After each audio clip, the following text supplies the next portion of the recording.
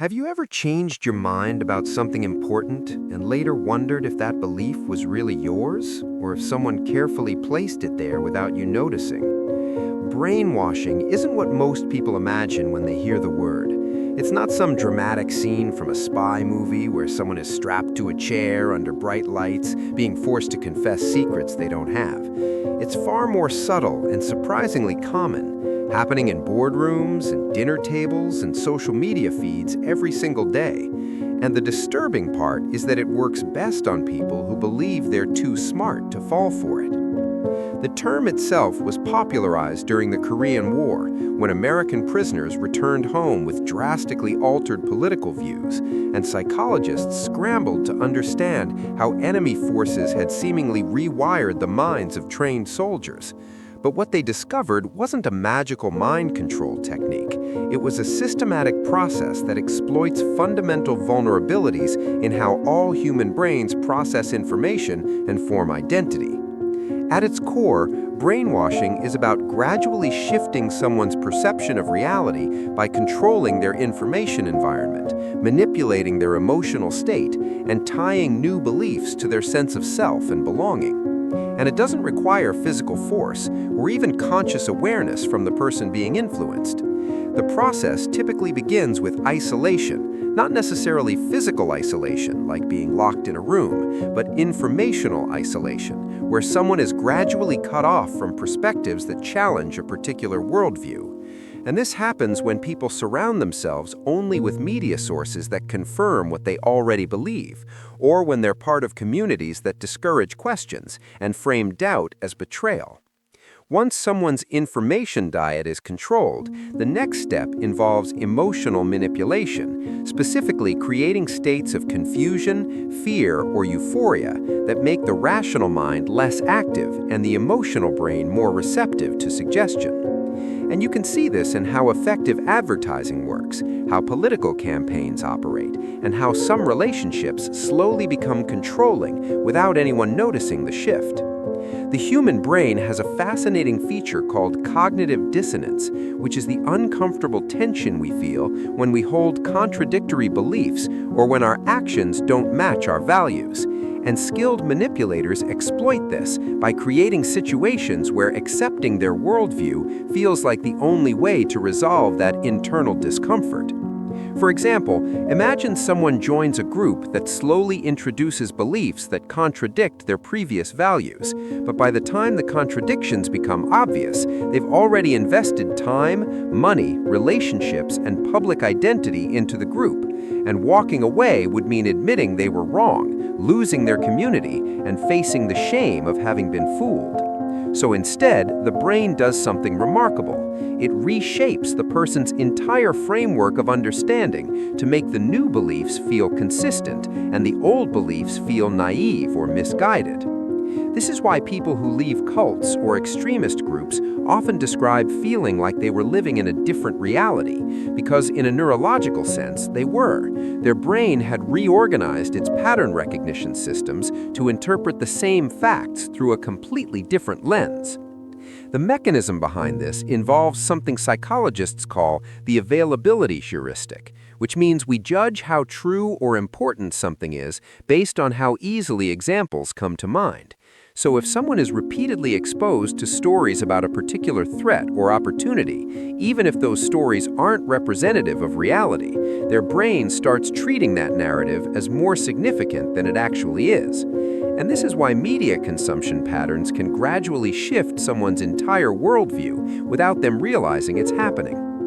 Identity fusion is another critical component, where beliefs become so intertwined with someone's sense of who they are that challenging the belief feels like a personal attack. And you see this clearly in how people react to political or religious discussions. They don't respond as if you're questioning an idea they hold. They respond as if you're questioning their fundamental worth as a human being. The belonging piece is perhaps the most powerful, because humans are deeply social creatures who evolved in small tribes where exclusion often meant death, so our brains are wired to prioritize group acceptance, sometimes even over objective truth. And manipulative systems exploit this by creating strong in-group, out-group dynamics, where accepting certain beliefs is the price of belonging and questioning them risks social death. What makes this especially insidious is that intelligent, educated people are often more susceptible, not less, because they're better at constructing sophisticated justifications for beliefs they've already accepted for emotional reasons. And research shows that people with higher cognitive abilities are more skilled at motivated reasoning, which is the process of using logic to defend conclusions they've arrived at through non-logical means. You can observe this in everyday life when someone who's normally rational suddenly becomes defensive and evasive when discussing topics tied to their identity, or when highly educated professionals hold beliefs in their personal life that directly contradict the standards of evidence they'd apply in their work. And it's not because they're stupid or weak, it's because the brain's emotional and social systems often override its analytical systems when identity and belonging are at stake. Consider how advertising works on a neurological level. Companies don't just present information about products, they associate those products with emotions, identities, and social belonging. So buying a particular car isn't just a transportation decision, it becomes a statement about what kind of person you are. And once that association is formed, your brain defends the purchase decision the same way it defends your self-concept. The same pattern appears in how people adopt political beliefs. Most people don't carefully research policy positions and then choose the party that aligns with their conclusions. They adopt a political identity through family or community or media exposure, and then their brain selectively processes information to support that identity, remembering evidence that confirms their side and forgetting or dismissing evidence that challenges it. Social media has amplified these mechanisms exponentially because algorithms are designed to maximize engagement, and content that triggers strong emotions, especially fear and outrage, generates more engagement than balanced, nuanced information. So people get fed increasingly extreme versions of whatever beliefs they've already shown interest in. And over time, their information environment becomes a carefully curated echo chamber that feels like the entire world agrees with them, while anyone who disagrees is either stupid or malicious. The frightening part isn't that this happens to other people, it's that it's happening to everyone to some degree, because all human brains have these vulnerabilities. The question isn't whether you're susceptible to influence, it's which influences have shaped your current beliefs, and whether you've ever examined them from outside the framework they created. Breaking free from this pattern doesn't require becoming paranoid or cynical. It requires cultivating what psychologists call metacognition, which is the ability to think about your own thinking, to notice when you're feeling defensive about an idea and get curious about why, to actively seek out information that challenges your beliefs, not to adopt the opposite view, but to test whether your current view can withstand scrutiny, and to hold your beliefs more loosely while holding your values more firmly. The goal isn't to become someone who doesn't believe anything, it's to become someone whose beliefs are more consciously chosen rather than unconsciously adopted.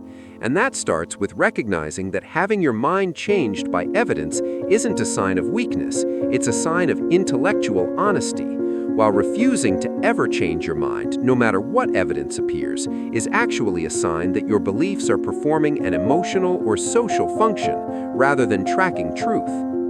The next time you find yourself absolutely certain about something, especially if that certainty comes with strong emotion, or if questioning it feels threatening, that might be the most important time to pause and ask yourself not whether you're right, but how you came to believe what you believe, and whether you'd still believe it if the social and emotional rewards were removed.